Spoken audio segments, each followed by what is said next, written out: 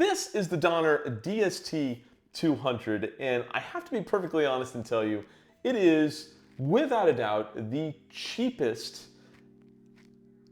hands down, not even close, cheapest new guitar I've ever bought. This thing arrived to my doorstep for an astounding $65 after taxes, after shipping, and strangely enough, it's not firewood. So while I'm not gonna spend 15 minutes going to the inner workings of a $65 guitar, what I am gonna do is take you on a little bit of a deeper dive into this instrument to find out whether it's even worth your 65 bucks. Let's dive in. So right out of the gate, it is a pretty basic Strat style instrument. It is very similar to a Squire, but spec-wise, it's a very similar trem system on here. It's a HSS setup, so you're a humbucker with 2 single coils. Looks like a 3-ply pick guard.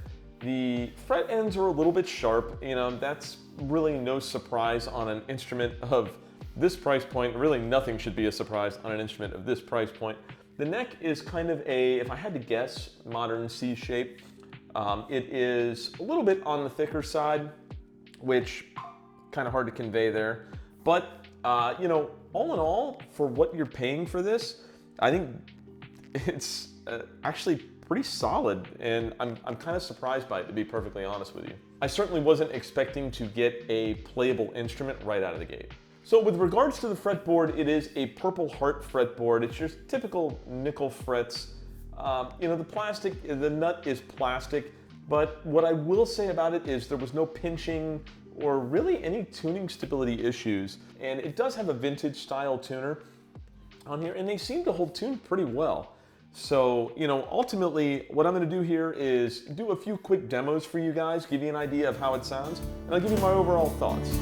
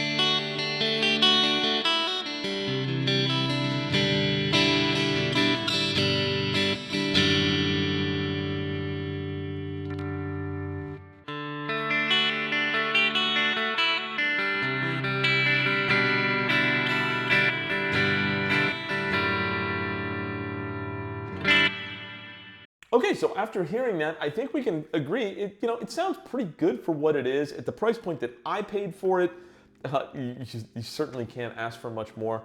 I purchased it through their eBay account, through Donner's eBay, their main eBay account.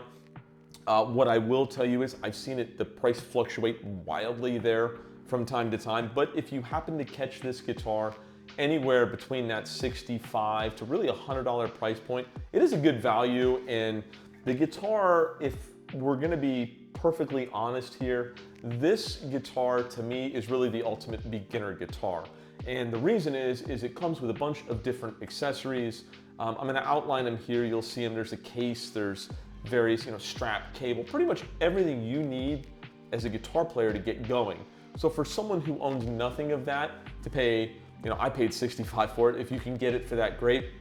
But really at a sub $200 price point, to be able to get that stuff for that price and have a playable guitar with reasonable action, actually pretty good action for what it is, outside of the box.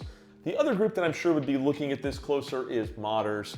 And, I think if I were modding an instrument, which I do, anytime you mod an instrument, you're putting money into an instrument.